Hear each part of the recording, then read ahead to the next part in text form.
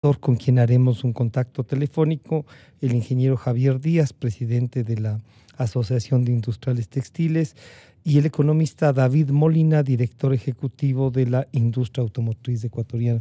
A los tres bienvenidos y les saludamos también al ingeniero Salvador.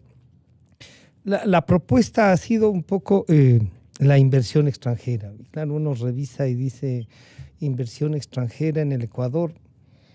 Hagan lo que hagan, parece que no convoca, pero en cada una de las áreas de ustedes que manejan, yo diría, por ejemplo, en la industria textil, ingeniero Díaz, bienvenido, buenos días. ¿Qué tipo de inversiones se manejan? ¿Es un esfuerzo nacional? ¿Hay en realidad inversión extranjera? ¿Cómo están manejando? ¿Qué se puede plantear a mediados de un gobierno que lucha por... Algunos dicen solo flota, pero parece que intenta de alguna manera reencaminar la economía. Bienvenido, buenos días. Muchísimas gracias y buenos días a quienes nos escuchan y un saludo a mis amigos que estamos aquí compartiendo el panel y también allá en Guayaquil a Luis Alberto. A ver, en la industria textil o la industria textil en sus orígenes se conformó siempre por capital local. Sí, claro. Aunque había o hubo en el tiempo siempre alguna inversión extranjera también en la industria, inversión holandesa, inversión colombiana, española también, inversión ¿no? francesa, española. Sí ha habido en la historia ha habido varias iniciativas de inversión extranjera dentro de la industria textil y confección. En los últimos años, la más importante se produjo hace más o menos 12 años, que fue una inversión realizada por Vicuña de Brasil, Vicuña Textil, que es una empresa que hoy por hoy es la número 2 en el mundo. Va fluctuando, unos años es la 1, otros años es la número 2 en el mundo de la fabricación de tela de denim, el famoso jean, la tela de jean. Esa fue la última inversión extranjera directa que se ha hecho en el país dentro del sector textil y confección. Y hay otra muy importante que es la que realiza la empresa Encador. Encador también es una empresa de capital, es de capital abierto, pero principalmente es extranjero, que ha hecho inversiones importantes en la industria textil y hacia atrás de la industria también en lo que es el reciclaje de PET. Entonces se puede ver que a pesar de que es un sector principalmente de capital ecuatoriano y principalmente de empresarios del Ecuador, también ha tenido o ha sido apetecible para la inversión extranjera directa, pero no es la actividad que más atrae en este momento, la actividad textil, la que más atrae a la inversión extranjera en general en la región. O sea que el esfuerzo es más bien nacional y como potenciar sería más bien. Es un esfuerzo nacional. ¿Se puede traer capitales de fuera para eso? ¿No? Es un esfuerzo nacional, hay muchas... lo que se está dando mucho en el sector son estas joint ventures con capital extranjero, que podría considerarse también una forma de inversión extranjera, pero básicamente que está anclado... requerir capitales... Y a nivel de crédito. Y está muy anclado al tema de exportación. Las empresas que están vinculadas al mundo de la exportación en el sector textil y confección sí están haciendo alianzas estratégicas con capitales extranjeros para poder competir en mercados como por ejemplo Estados Unidos, mercados como Chile, mercados como el de la Unión Europea, donde obviamente esas alianzas permiten o facilitan el acceso, ¿no? Y eso creo que es algo que está dando muy buen resultado en general en varias empresas. No es todo el sector que está en eso, son algunas empresas que están en esa iniciativa y que va dando resultados positivos. Entonces, eso es lo bueno de tratar de atraer capitales extranjeros, más allá de que sea una empresa nueva la que se monte con inversión extranjera directa dentro del sector textil y confección, pero sí son flujos que a la final permiten dinamizar un poco la actividad, ¿no? Porque internamente, todos lo sabemos, internamente las cosas están muy complicadas. Están frenadas. El consumo interno no termina de tener un comportamiento sano. Las ventas en general del sector se mantienen en un nivel más o menos de estancamiento. Si vemos el sector desde el año 2013 a la fecha, ha ido perdiendo alrededor de 150, 200 millones de dólares en facturación anual. Eso es un monto sumamente alto, es un retroceso importante y no se logra salir, ¿no? 2017 fue un año un poco mejor, 2018 También 2019 está muy parecido al 18, pero no nos acercamos a lo que teníamos en el 12 y en el 13, que fueron los mejores años de la industria textil y confección en el país. Entonces, hay gran problemática en el consumo interno. Y que lo vamos a ver y que lo vamos a ver claro, por seguro, porque y eso está vinculado a competitividad, ¿no? Claro, podríamos ver porque se vienen acuerdos comerciales, sí, se por vienen supuesto. cosas que hay. Al saludar al ingeniero Landázuri, bienvenido, buenos días. Usted representaba también a una industria que era una especie de industria mixta, ¿no es cierto? Partes hechas aquí, partes que se traían. ¿Hay inversión extranjera para esa modalidad en la que usted representaba?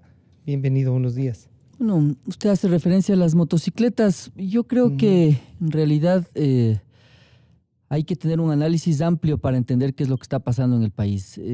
En inversión extranjera yo creo que los números hablan por sí solos. Es decir, nosotros hemos visto inversión en minería y en petróleo fundamentalmente, que son las ventajas comparativas que tiene el Ecuador. Es decir, donde hay oro va a ir alguien a tratar de extraerlo y nada más.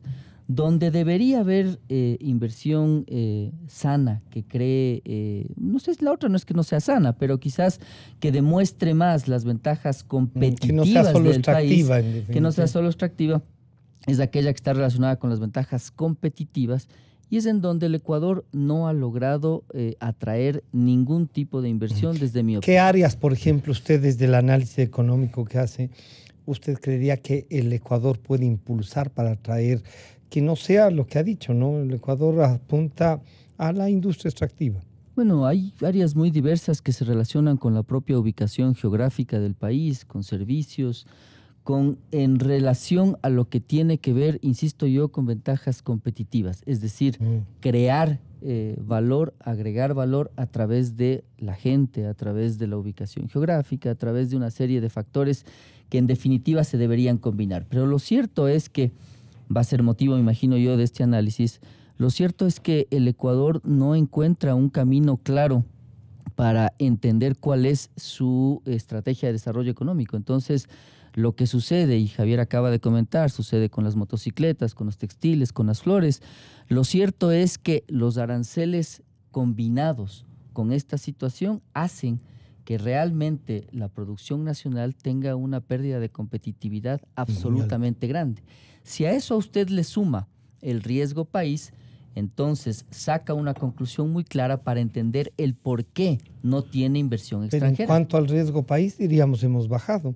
Ha bajado, pero seguirá siendo el segundo o tercero de América Latina. Venezuela, Argentina con usted, entiendo que yo subiendo, bajando más o menos, pero es alto. Es decir, es un riesgo que le demuestra que hacer negocios... El costo financiero va a ser más alto. Claro, que en definitiva hacer negocios en el Ecuador es más riesgoso que en el resto de América Latina. Entonces, bajo esa óptica, lo que sucede es que usted está compitiendo por atraer inversiones con Colombia, con Perú, ahora con Paraguay, con Bolivia, etcétera. Entonces, lo que sucede es que cuando usted combina estos factores ocasionados por decisiones internas y además por el entorno económico internacional que no le ayuda a un Ecuador dolarizado, que es el otro gran tema del Ecuador, entonces usted regresa a ver las cifras de inversión y se da cuenta que tiene minería y petróleo. Ese es para mí el resumen. Pero ese sería un análisis histórico del Ecuador. Lo hemos tenido en otros sectores. ¿O usted recuerda del análisis y el estudio que alguien haya venido a invertir algo que no sea en eso? Es histórico y lo que estamos viviendo ahora probablemente con recuerdos del libre comercio sigue siendo parte de la misma historia del Ecuador. Es decir, una costa que quiere acuerdos comerciales para liberalizar las importaciones y las agroexportaciones, una sierra tal vez más ceñida hacia la producción, hacia el transformar que dificulte el competir en mercado abierto. Es decir, eso no ha cambiado y en términos generales lo que sucede es que tampoco las decisiones de gobierno han ayudado como para hacer que las condiciones del Ecuador se transformen y sean más atractivas. Entonces, mientras eso no suceda, mientras usted tenga una ambigüedad tan absurda como que firma acuerdos comerciales pero les tiene con aranceles a los productores nacionales, probablemente estemos empantanados en esta discusión varias generaciones más. Economista David Molina, bienvenido, buenos días. El sector automotriz, en cambio, tiene unos crecimientos a veces altísimos, otras veces unos frenones. Ahí hay inversión extranjera, no solo es nacional. Puede crecer, qué variaciones están planeando. ¿Ustedes cómo mira este momento, el mercado y esta posibilidad de traer recursos al Ecuador? Bienvenido, buenos días. Gracias, Francisco. Un saludo a todos los colegas del panel y a Luis Alberto en Guayaquil. Bueno, yo creo que la industria automotriz ecuatoriana tiene una característica importante, y es que de alguna manera combina empresas de capital nacional y también empresas de capital multinacional. No solo a nivel de las plantas ensambladoras de vehículos, sino también a nivel del sector autopartista. Yo creo que es necesaria hacer una aclaración de cómo funciona la cadena productiva, porque a veces se cree que la industria automotriz se limita básicamente a las empresas ensambladoras, pero en realidad tenemos toda una cadena de autopartista donde se genera un altísimo valor de producción en términos de la fabricación de autopartes. Pensemos básicamente, acá se fabrica ejes y cardanes que son parte del tren motriz, y eso es, por ejemplo, un capital internacional, es una empresa multinacional que firmó un contrato que se instaló en el Ecuador hace alrededor de 5 o 6 años. ¿Un porcentaje entre lo que se construye aquí? A ver, hay que mirar, depende cómo se quiera medir esa incorporación, por número de piezas, por valor de la pieza. No es lo mismo incorporar un eje que tiene un valor agregado importante, o neumáticos que también tienen un valor importante, que agregar partes o piezas que son más pequeñas. Pero aquí en el Ecuador se hacen ejes, cardanes, se hace el balde de las camionetas, se las hace aquí, partes del chasis se las hace aquí, amortiguadores se fabrican aquí en el Ecuador, tubos de escape, se fabrican baterías, etc. Entonces, si nosotros entendemos que la industria automotriz tiene una cadena de alto valor, tenemos que llevar el análisis hacia allá. En el sector autopartista también hay inversión extranjera. Hay una empresa multinacional que firmó un convenio de inversión, un contrato de inversión con el Estado hace aproximadamente unos 4 o 5 años, pero también tenemos inversiones de capital local, de patrimonios de empresas que iniciaron, como empresas familiares que iniciaron hace alrededor de 30, 35 años, un poco más, y que han venido generando una serie de sinergias que ha permitido que incluso estas industrias empiecen a generar conocimiento para otras industrias. Entonces, la industria automotriz genera unas capacidades importantes para todas las demás industrias en términos de tecnología. Respecto del tema de la inversión, la industria automotriz es una industria que requiere altas inversiones. Y requiere altas inversiones no solo en capital físico, sino también en capital humano. Si ustedes revisan, por ejemplo, los valores salariales de las personas que trabajan en la industria y desagregamos lo que es la industria automotriz del resto de la industria, el trabajador promedio de la industria automotriz tiene un nivel de salario más alto que el promedio de la industria. ¿Por qué? Porque se requiere un conjunto de cualificaciones que van incluso más allá de las normas nacionales, porque las marcas imponen ciertos parámetros de certificación, de capacitación. Para poder competir fuera también. Y para poder garantizar calidad y seguridad. Entonces, todo eso tiene que configurar en un elemento. La industria ha generado en los últimos años alrededor de $300 millones de inversión. Pero aquí viene una cosa que es muy importante, y algo ya lo adelantó Osvaldo en su diagnóstico macroeconómico. Las inversiones del Ecuador en la industria automotriz están paradas. Lamentablemente hoy están paradas. ¿Y por qué están paradas hoy las inversiones? Usted, Francisco, dijo algo que es cierto. El mercado automotor, el mercado del sector automotor crece y ha venido creciendo y de alguna manera se sostiene. Pero la industria automotriz no ha crecido. Lo que ha crecido son el segmento de los vehículos importados. La industria ha perdido 20 puntos de participación de mercado en los últimos 2 años. Y voy a pasar a explicar. Bueno, pero ahí uno le podría decir, pero porque están ofreciendo otros países más baratos, por supuesto, con mejor técnica. Y quiero aclarar ese punto.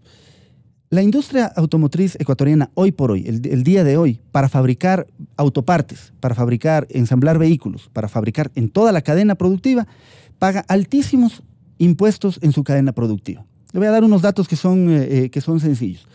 Solo en el sector de autopartes, o sea, en los fabricantes de amortiguadores, ejes, cardanes, etc., las materias primas e insumos que pagan, los impuestos que se paga por la importación de materias primas e insumos, en promedio representa $280 de sobrecosto en un vehículo.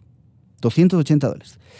Si sumamos el impuesto a la salida de divisas para todo el sector, que a la industria automotriz no se le devuelve, es decir, no está incorporada en lo que manda la ley. La ley determina que las materias primas e insumos y bienes de capital, el ISD pagado en esas materias primas, tiene derecho a un crédito tributario para cruzar con el impuesto a la renta, pues a la industria automotriz fue excluida en su momento y no ha sido incluida para poder tener el beneficio. Solo ese costo representa en promedio $480 por vehículo. Ya sumamos $700. Y si sumamos los materiales importados que se denominan los CKDs, que se denomina, que es aquellos, el motor, por ejemplo, que no se fabrica aquí, ciertos elementos de seguridad que vienen en un kit de seguridad, solo el impuesto que se paga, que es del 13% el día de hoy para los proyectos que están en línea de producción, representa $1,200 de sobrecosto por vehículo. Entonces tenemos un sobrecosto de $2,000 por vehículo, cuando de Colombia pueden ingresar vehículos con 0% de arancel. No solo para ingresar al Ecuador en la frontera, sino en toda su cadena productiva. ¿Por qué es importante esto, Francisco? Porque lamentablemente cuando hay desajustes en la agenda de competitividad de un país, esto es aprovechado por los países en donde el Ecuador es su mercado natural. ¿Qué acaba de hacer Colombia hace 15 días? El 26 de junio de este año. Sacó un nuevo decreto ejecutivo que profundiza muchísimo más la reducción de aranceles en toda la cadena productiva automotriz, ya no solo para los de primera línea, sino para los proveedores de los proveedores de los proveedores. En ese sentido, las inversiones, ¿dónde se van? Si tenemos nosotros empresas que pueden definir si fabrican en el Ecuador o fabrican en Colombia, la pregunta es, ¿dónde me es más fácil fabricar? Entonces, las inversiones, ¿hacia dónde se están dirigiendo? Yo quiero saludar al ingeniero Luis Alberto Salvador, el vicepresidente ejecutivo de la Cámara de Industrias. Estamos saludándolo, soy Francisco Rocha, el economista David Molina, el ingeniero Javier Díaz y el ingeniero Osvaldo Landázuri. Las inversiones extranjeras y en cada sector, ¿cómo pueden? Desde la Cámara de Industrias, ¿usted cree que hay empresas que podrían atraer? Aquí dicen, sí hay, nos han dicho, en otras la minería y es el petróleo, o sea, la industria extractivista. ¿Cuál es su criterio? Bienvenido, buenos días. Buenos días, un saludo a David y a Javier, colegas de los gremios del país. Gracias por la entrevista. Efectivamente, hay ciertos sectores que van a atraer la inversión en relativamente corto plazo.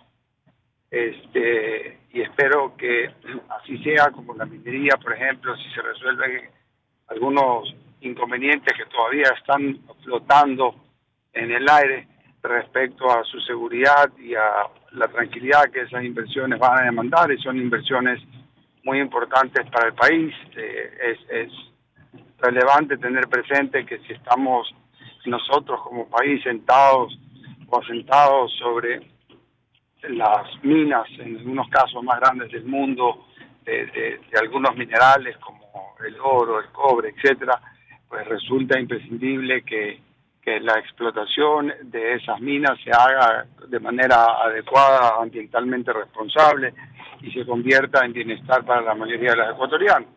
Hay algunos otros sectores que están muy expectantes también respecto a la ley de fomento productivo 2, que se viene anunciando ya desde hace algunos meses atrás. Tal vez ese anuncio ha hecho inhibir a las inversiones que han querido venir en distintos sectores, justamente porque esa ley de fomento productivo tiende, o al menos así se ha pensado, que traerá beneficios, mayores beneficios en lo tributario, en lo laboral, etcétera, que haga factible esas inversiones que tanto necesita el Ecuador en este momento. Es vital que esa ley salga ya a consideración de la Asamblea y se pueda trabajar en eso y construir ya un marco jurídico, porque no podemos permitirnos que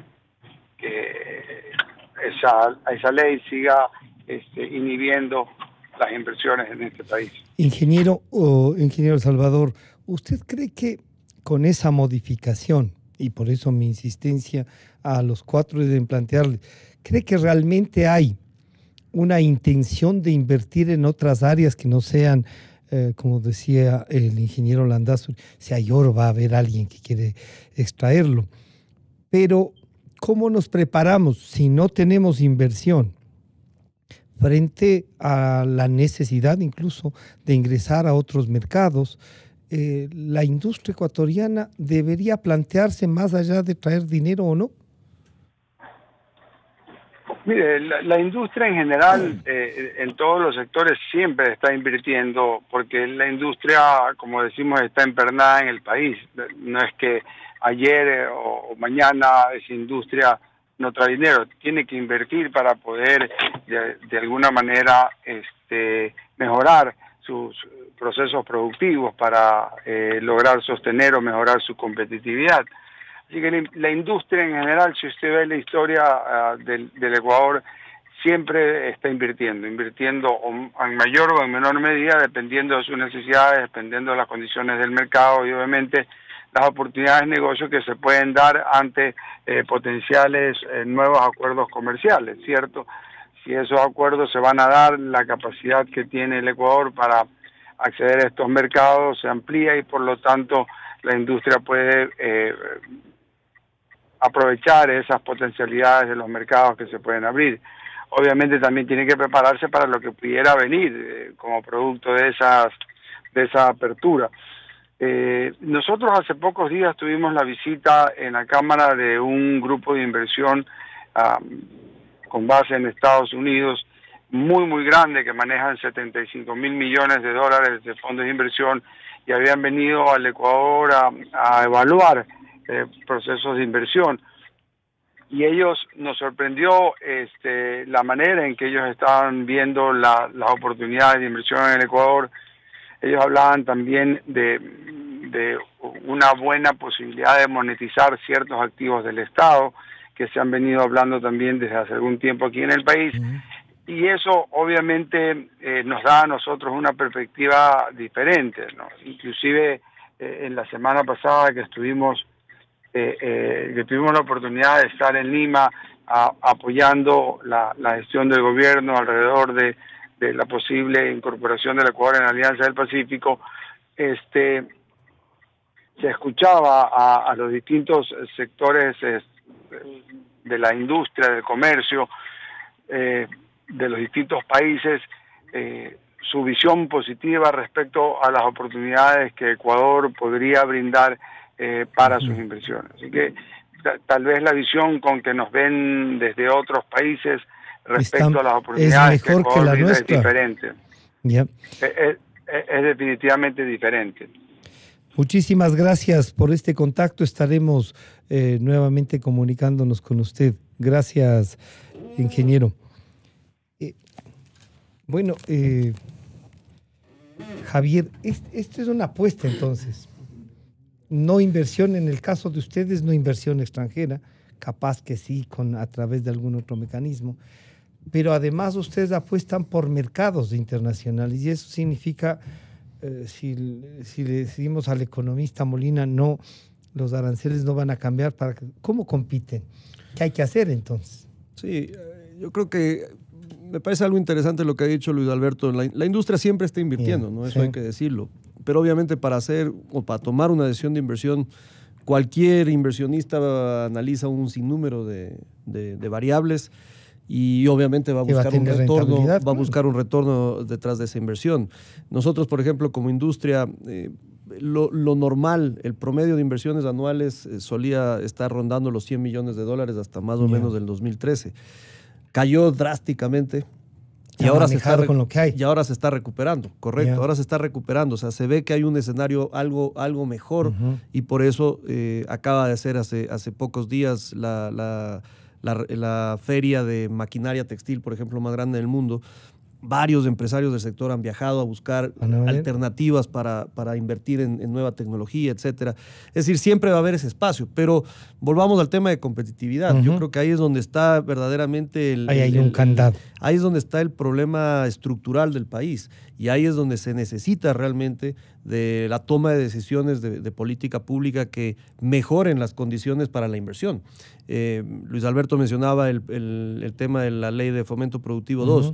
Efectivamente, sí es posible que el haberla anunciado y no haberla aprobado pueda haber frenado ciertas decisiones de inversión hasta conocer si va a haber algún incentivo adicional dentro de ese nuevo cuerpo legal.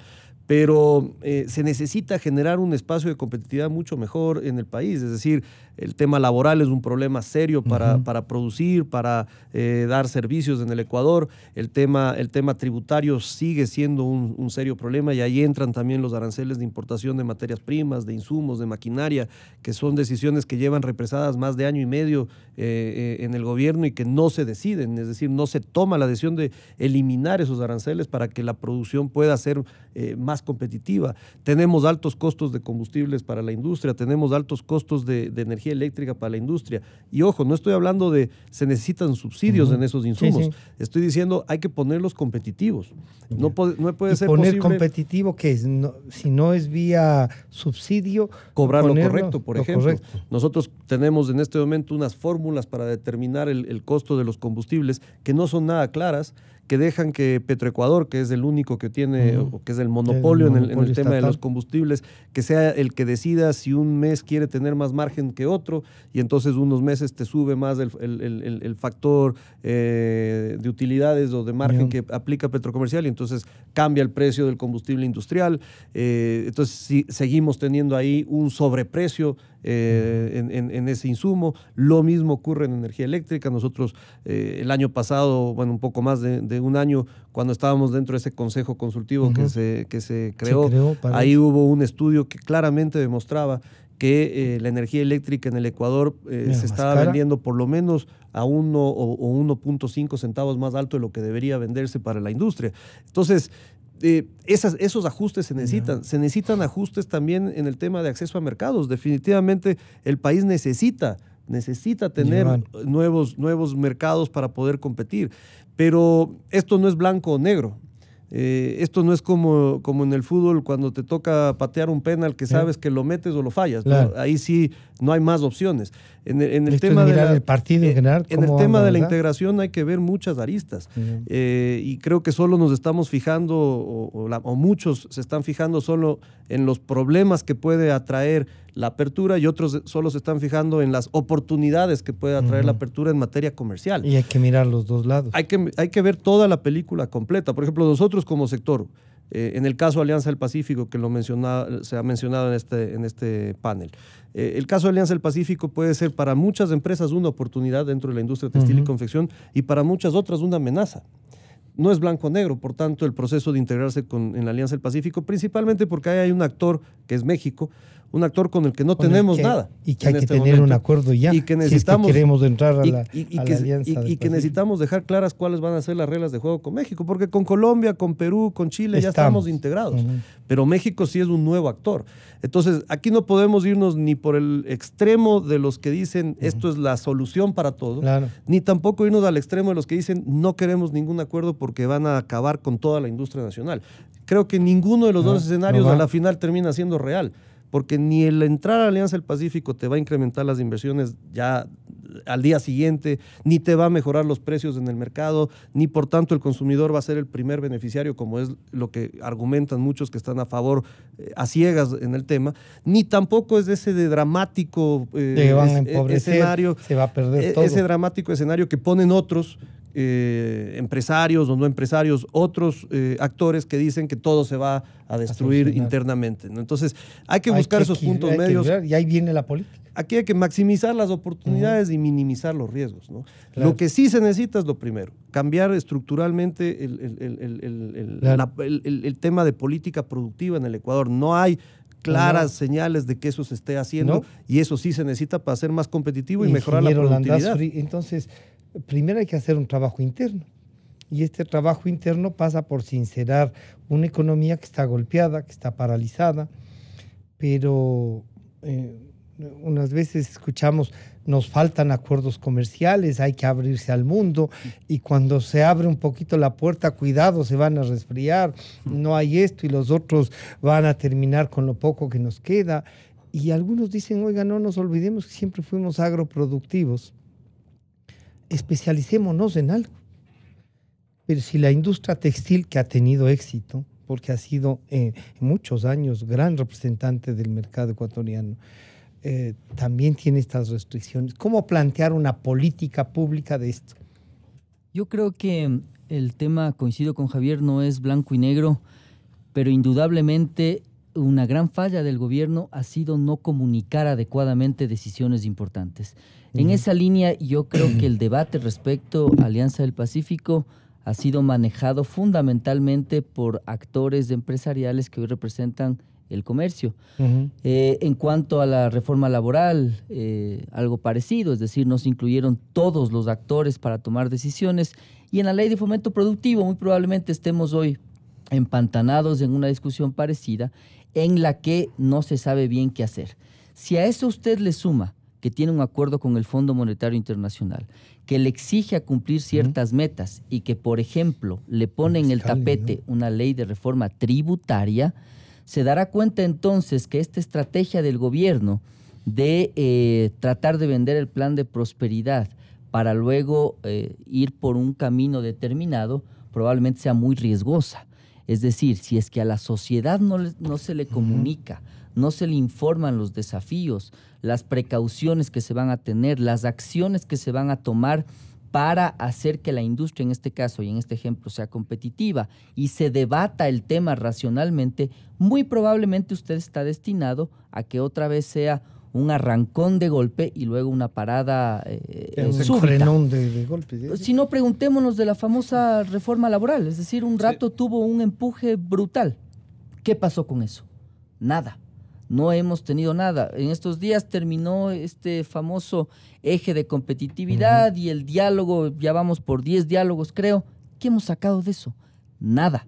Yo le digo que he estado en resúmenes con el gobierno viendo cuáles son los resultados del diálogo. Absolutamente nada.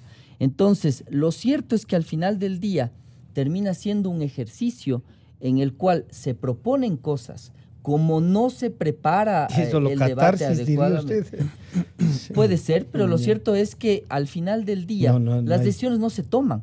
Y aquí sí no es la pregunta que es primero el huevo o la gallina, no cabe. Si usted va a abrir los mercados, es imprescindible la competitividad. O sea, es primero eso. No es que usted le va a abrir como lo hizo Chile en el año 73, porque estaba en guerra. Es muy distinta la situación del Ecuador. Es decir, si usted va a abrir los mercados, tiene que prepararle a la industria para aquello. Y hay que entender también con quién le conviene abrirse y en qué condiciones le conviene abrirse. Pregúntese por qué ahora Inglaterra se pregunta si quiere permanecer o no en la Unión Europea.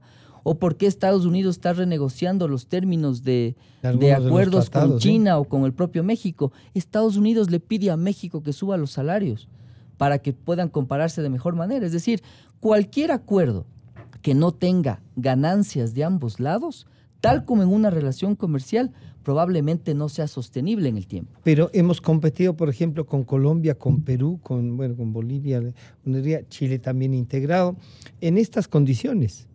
O sea, la integración, y claro, ahí nos dirá David que justamente eso es lo que está dañando la industria, ¿no? ¿Hasta cuándo los industriales necesitan una especie de cerco protector? Yo creo que el tema no hay que entenderle como un cerco protector. Yo creo que hay que entenderle con racionalidad qué es lo que pasa con determinadas industrias y cómo deben competir. Es decir, si mañana uno se va a algún extremo en el que dice abramos la economía y ponemos todo en cero y ahí a ver qué pasa, lo cierto es que probablemente la industria en general o en la gran mayoría tenga que reorientarse hacia volverse un importador. Es decir, hay que entender que eso puede pasar. Pero lo cierto es que yo no creo que se deba hablar de protección, creo que se debe hablar de igualdad de condiciones, pero además de inteligencia para entender qué es lo que le conviene al país. Es decir, hemos visto, por ejemplo, un acuerdo con la Unión Europea, que hace mucho sentido, igual que con Estados Unidos, hace mucho sentido, hace más sentido que con México en términos de balanza comercial, pero vea cuál es usted el resultado de abrirse con la Unión Europea. Usted ve que las exportaciones, como bien lo mencionó Javier, crecen apenas 0,4% de un año a otro. ¿Qué le está diciendo eso a usted? Que realmente no se trata solo de tener mercados. Claro. Si es que usted no es competitivo en general, no va a poder aprovechar esos mercados.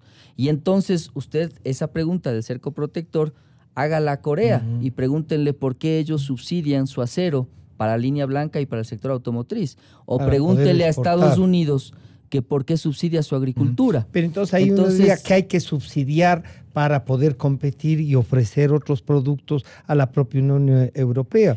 En banano, en camarón han crecido, no solo que se han mantenido, sino que han crecido. Me gustaría ver cifras de que, por ejemplo, los textiles crecen. Ha habido un crecimiento. O sea, yo creo, para responder solo la pregunta de esto de subsidios, yo no soy una persona de subsidios. No creo que es el tema por ahí.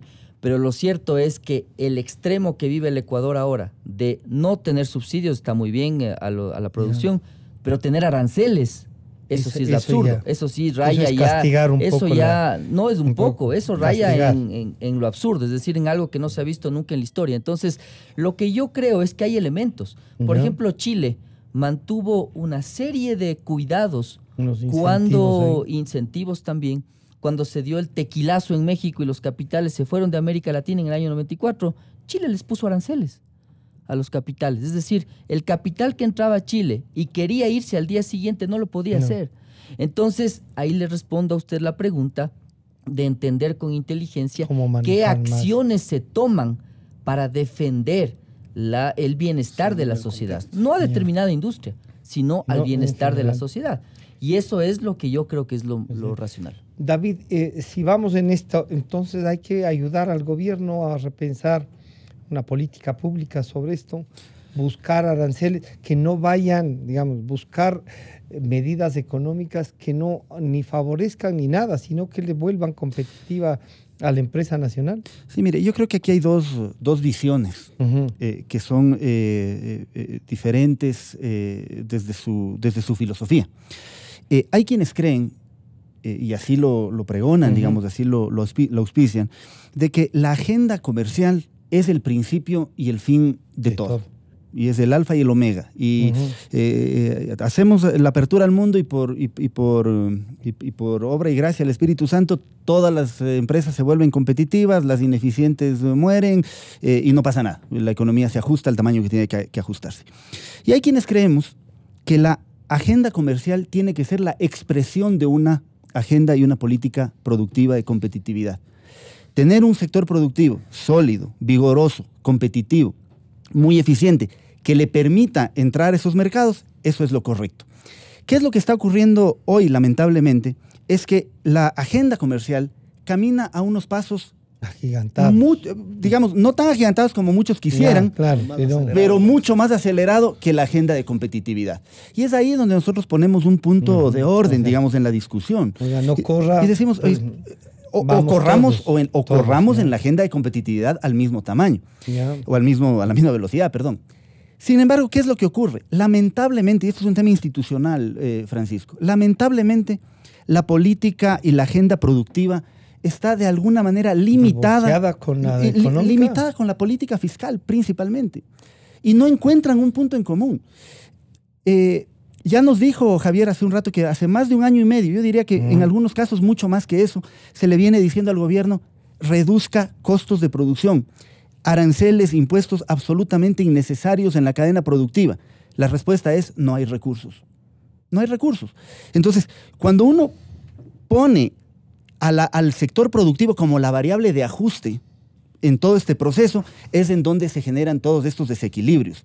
Porque a mí no me pueden decir entonces cómo se explica que no haya recursos para reducir aranceles, impuestos al sector productivo, pero no se piensa que en una agenda comercial también hay reducción de aranceles y por lo tanto también hay un costo fiscal. Y lo que va a hacer es poner en desventaja la producción local frente a los productos importados. Y ojo con una cosa, Francisco, todo esto hay que entenderlo en el contexto de la economía.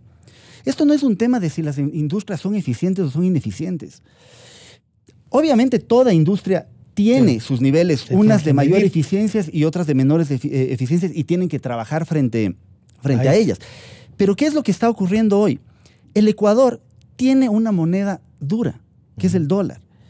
Y está bien, el dólar nos ofrece un sinnúmero de oportunidades, evidentemente nos favorece en términos de acceso a capitales, financiamiento, seguridad, etcétera, pero nos pone también una camisa de fuerza.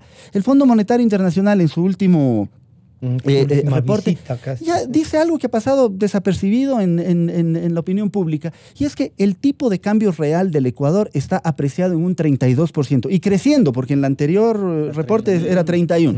Entonces ya vamos subiendo. ¿Qué significa esto para que la gente nos entienda? ¿Que es un dólar más caro aquí? Claro, que producir en el Ecuador es 30% más caro que producir en el promedio, digamos, del resto de países. Pero eso significa que yo puedo tener dos industrias en los mismos niveles de eficiencia. Iguales, exactamente las mismas. No hagamos ahorita una distinción de cuáles sí y cuáles no.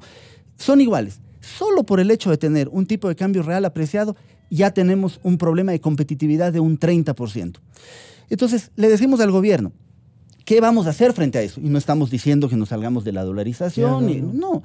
Pero el gobierno tiene que dar una respuesta. Las industrias tienen que hacer lo que tienen que hacer casa adentro.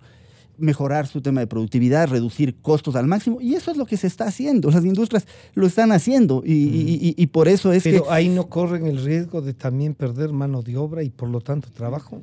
O sea, digamos, hay que estirar al límite de lo que se puede. Digamos, en términos, las industrias van a llegar al límite de lo que se puede. Pero cuando vamos al gobierno y nos encontramos con una pared de hormigón que dice no, porque no hay recursos. Entonces la pregunta es, señores, ¿cuál es la alternativa?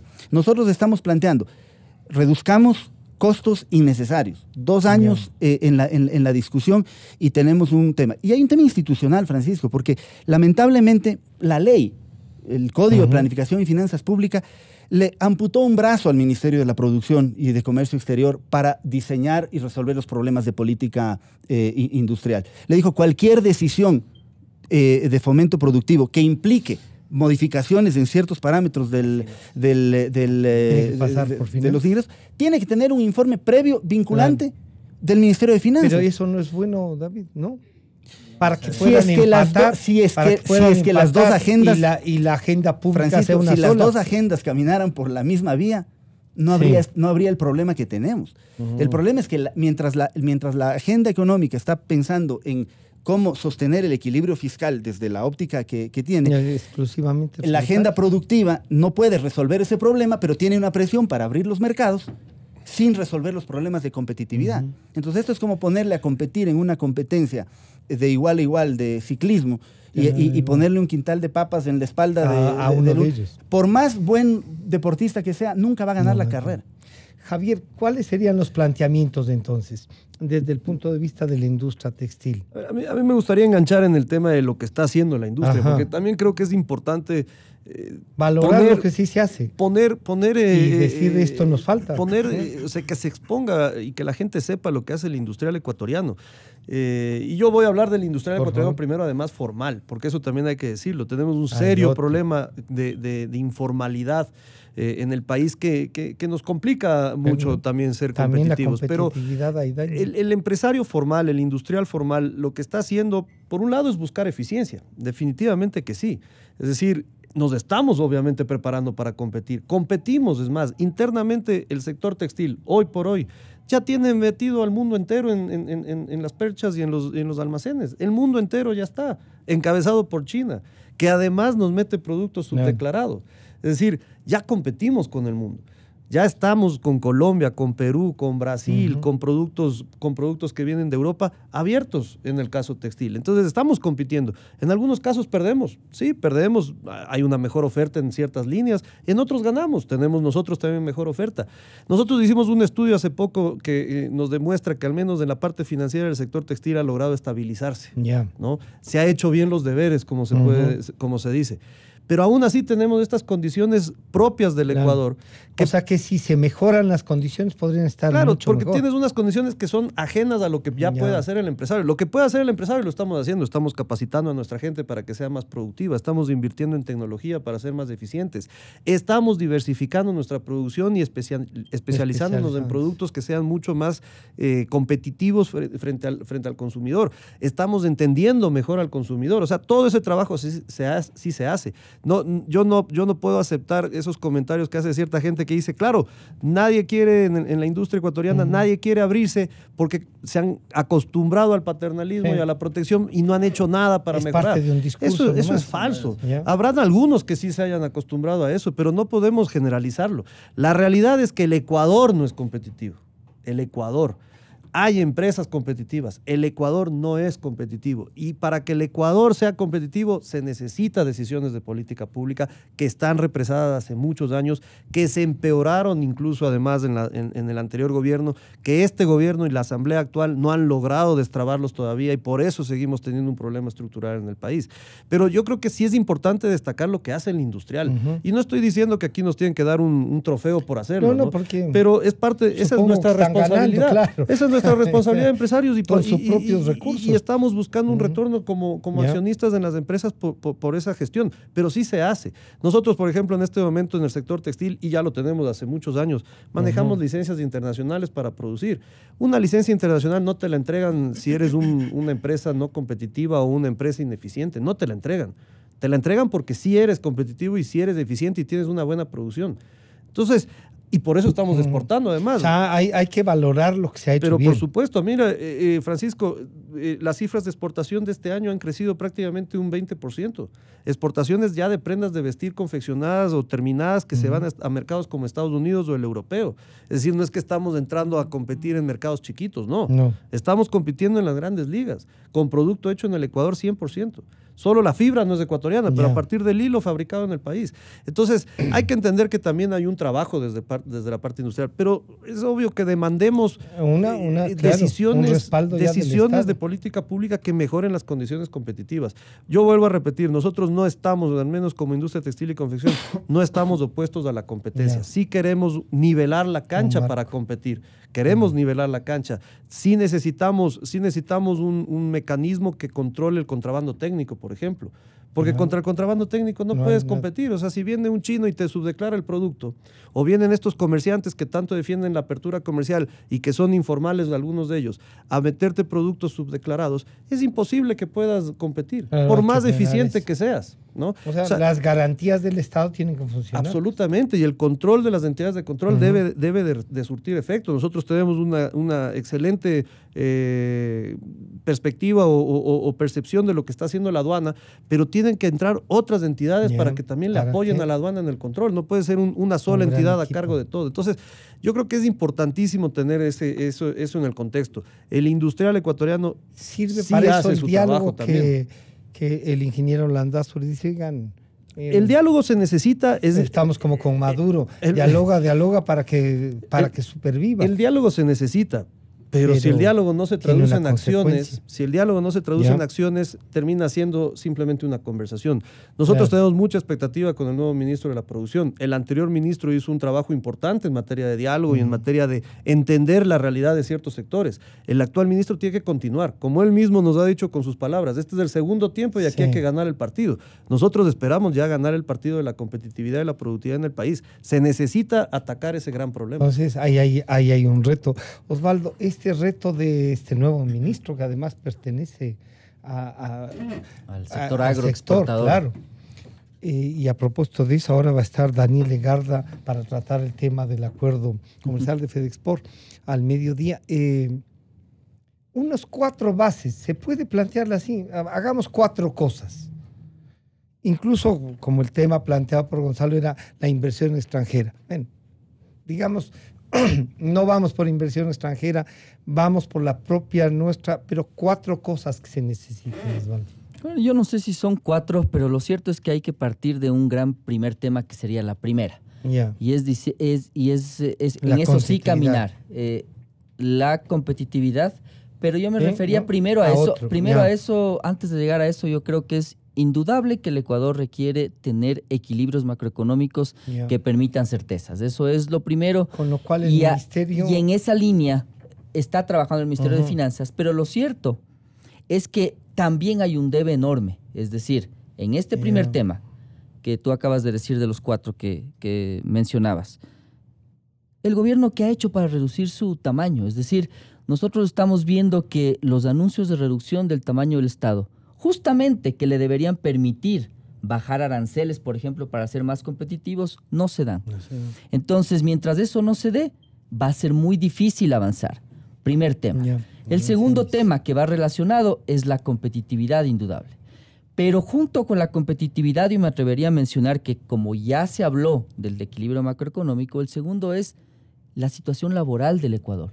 Es decir, si queremos competir con éxito, si queremos pasar este bache difícil de la economía, hay que permitir que las empresas puedan ajustarse. Y lo cierto es que estamos haciendo todo desde el sector privado y se ve que eso se ve en todos los sectores, por reducir sueldos, por reducir costos, por acabar con la mayor cantidad de ineficiencias posibles. Entonces, lo que necesitas es que el gobierno te respalde desde atrás con una política laboral que esté adecuada a este tiempo. ¿Qué sería en la política laboral? ¿Qué? ¿Bajarle salarios? Eso no. No puedes bajar salarios, pero sí puedes bajar costos. Yo he mencionado, costos que por ejemplo, tú tienes jubilación patronal teniendo el IES. Tú tienes desahucio. Esa perdió y ciertamente habría que discutir cómo absorberla con el Seguro Social mismo. ¿Sí? Es que es lógico, porque si no tienes un doble pago que realmente no hace sentido. Y lo otro es que tienes, por ejemplo, desahucios cuando la gente se va incluso a otro trabajo. Yo acepto el desahucio cuando la gente se queda desempleada, pero cuando alguien renuncia para irse a ganar más, hay que pagar. Y entonces está la contratación por horas, está una serie de temas pendientes que si no se arreglan... No bajar el nivel del trabajo, sino el nivel del salario. Pero además no pauperizar la relación laboral. Es correcto, pero es probable que en algunos casos de emergencia debamos estar en la decisión de entender si le quebramos a la empresa haciendo que pague indemnizaciones o la empresa puede achicarse. Es decir, si una empresa por crisis no necesita trabajar 40 horas a la semana, puede bajar. Lo más inteligente debería ser decirle por cuánto tiempo va a trabajar 30 horas. Y no es un tema de afectarle al trabajador, es un tema de tratar de salvaguardar el sector productivo, el sector de comercio, lo que sea. Y los empleos, y los propios empleos. Entonces, esos temas están pendientes. Si a eso le sumas la ley de fomento productivo, en donde debería encaminarse un marco conceptual entero que haga que existan certezas hacia futuro, probablemente las inversiones regresen a fluir hacia el Ecuador, tanto internas como externas. O sea, yo creo que no es que la interna sea menos buena que la externa, las dos son necesarias, las dos son buenas. Yo creo que además apuesto más por la interna, que es la que ha estado. Es probable que eso suceda y además es lo que la práctica nos ha dicho. En esa línea, todos estos enunciados, que probablemente sean más de 4, te dan una pauta de lo difícil de la situación. Yo creo que es imprescindible como otro elemento hacer que el gobierno venda mejor las decisiones que debemos tomar. Una de ellas, los acuerdos comerciales, es decir, entender bien qué se está negociando. Se ha hablado de adherirse a Alianza del Pacífico. ¿Qué significa eso? Que uno asume las condiciones en las que ya están o puedo negociar. Se ha hablado de la ley tributaria, nadie dice nada.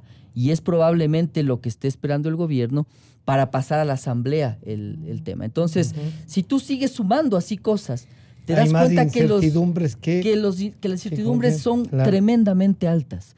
Y entonces, mientras esas incertidumbres permanezcan, tú no vas a ver ni inversión ni creación de empleo, al menos en el corto plazo. Yo lo veo muy difícil. El impuesto y sacar el capital. Es correcto.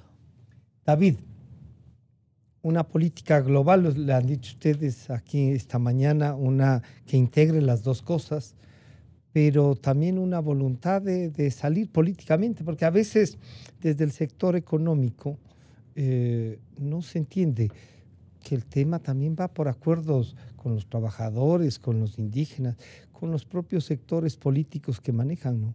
¿Cómo cuadramos, digamos, esto? Yo creo que es una ecuación muy compleja. muy compleja desde cualquier punto de vista, porque el gobierno está enfocando sus prioridades en términos del equilibrio fiscal. Fiscal, sobre todo. Y eso, digamos, es una realidad y además una obligación que está determinado en el acuerdo con el fondo. Y además es algo que nosotros también queremos que exista, porque si existe desorden fiscal, todo se desarticula y al final todos perdemos. Entonces uno tiene que apoyar en esa línea. Lo que ocurre es que lo que vemos de alguna manera es que la variable de ajuste de todo este proceso termina siendo siempre el sector productivo. Entonces, en esa línea, el llamado a la articulación es, ya que, bueno, Osvaldo ya lo ha dicho con claridad, que estamos dialogando un montón de tiempo, pero no hemos sentido que en ese proceso de diálogo uno diga, bueno, la política fiscal está dispuesta a contribuir en términos de darle competitividad al sector productivo. Esa respuesta no está saldada, digamos. Nadie la ha ensayado siquiera.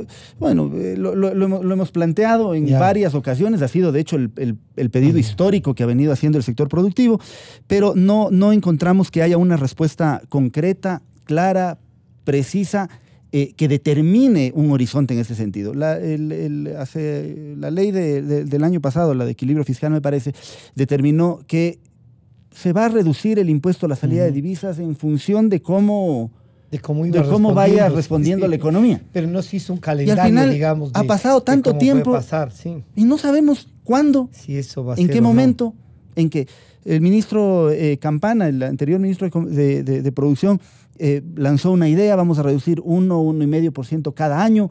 Eso genera una expectativa. Claro. Se invierte, no se invierte, tenemos esta relación, después ya no va, ya no está claro, ya no está resuelto. Entonces, no vemos que haya una armonía real entre el plan económico, el plan fiscal, con la política productiva. Y lamentablemente en ese muñequeo, el sector fiscal es el que tiene primero saltar por el mango y es el que va a ganar. Entonces, un poco la invitación y el reto que tiene el ministro es como empatar los dos, y los dos exacto, son es decir, sector. Hacer fuerza común con el sector productivo, hacer fuerza común, y en eso le vamos a apoyar completamente, en generar un marco de discusión real con el Ministerio de Finanzas para que se resuelvan estos temas, pero que realmente tengamos certezas. Porque al final del día, hablo en este caso por la industria automotriz. La industria automotriz, las inversiones no responden, dado que no somos una industria de commodities, las inversiones las inversiones se tienen que generar hoy para producir dentro de 2 o 3 años. Esa es la realidad, porque es una de proyección más que de, de ejecución inmediata. Es decir, hoy por hoy, por ejemplo, nosotros tenemos una herramienta muy importante que sí la aprobó el ministerio, y eso también hay que reconocerla, en diciembre del año pasado. Dijo, todos los nuevos proyectos de ensamblaje van a tener 0% de arancel. Y eso es muy positivo. Nosotros lo celebramos. Fue una conquista importante respecto de generar competitividad en la industria. Pero claro, esos proyectos nuevos, ¿cuándo van a dar a luz? ¿O cuándo van a verse ya en la práctica generando empleo, generando producción? Hoy los nuevos proyectos que se han venido anunciando tienen que empezar a desarrollarse, ¿verdad? Entonces, ¿qué es lo que necesitamos hoy como industria? Certezas. Es decir, vamos nosotros como industria automotriz y el sector textil y todo eso, vamos a tener realmente una reducción de costos en lo que el gobierno pueda hacer. Nosotros estamos haciendo la tarea como sector industrial automotor o de la industria automotriz. Nosotros hemos hecho grandes inversiones, por ejemplo, para adecuarnos a normas de seguridad. El Ecuador tiene las normas de seguridad más fuertes de toda la región. Y eso es algo que nadie conoce. En el Ecuador se exige la reglamentación de seguridad en el Ecuador automotriz es más exigente que la de todos los países de la región. Y eso significa... Pero eso me parece que es una garantía también. Por supuesto que sí, pero eso significa mayores inversiones. Y esas mayores inversiones tienen que sostenerse en un proyecto de largo plazo. Y cuando uno visualiza la potencialidad de las industrias en el largo plazo sin tener las certezas de hacia dónde va el modelo económico, entonces es ahí donde entonces, claro, hay que buscar las certezas con el sector público, que parece está bueno, 10 o 12 años de esto. Sí, hay una cosa, Francisco, que me gustaría simplemente decir para empatar con la entrevista anterior que estaban haciendo ustedes. El mayor impuesto que tiene en este momento el Ecuador no es ni el impuesto a la renta, ni es del IVA, ni es del ISD. El mayor impuesto, el mayor impuesto se llama nómina de trabajadores del sector público. Ese es el mayor problema que tenemos aquí, porque ese es el que genera que tengamos todas estas cargas impositivas. ¿Y eso no les ayuda también a ustedes a que haya gente con posibilidad de comprar? No, señor, porque sería mucho más adecuado que ese empleo esté en el sector privado, que es mucho más productivo, a que esté en el sector público, que depende de los impuestos de los demás. Los 9.700 millones es, por supuesto, y que no te dejan bajar y tomar decisiones para hacerte competitivo. Entonces ahí tienes el mayor impuesto y ese es el que nos está frenando y ahí no hay decisiones. No hay. Bueno, han estado con nosotros David Molina, Javier Díaz, Osvaldo Landázuri, Luis Alberto Salvador, a quienes les agradecemos. Quedan pendientes algunos temas. Y hoy al mediodía estaremos con Daniel Egarda y María Amparo Albán para tratar el tema del acuerdo del Pacífico, ¿no? Esta alianza que va enmarcada en todo lo que ustedes han conversado. Esperemos entonces que estas reflexiones nos sirvan y la próxima nos encontramos para, no sé, una propuesta concreta de qué es lo que además debería hacerse, ¿no? Muchísimas gracias. Nos estamos encontrando el día de mañana. Inicio de espacio promocional y publicitario. Y bueno, señores, continúa el partido, avanza por el centro, vete el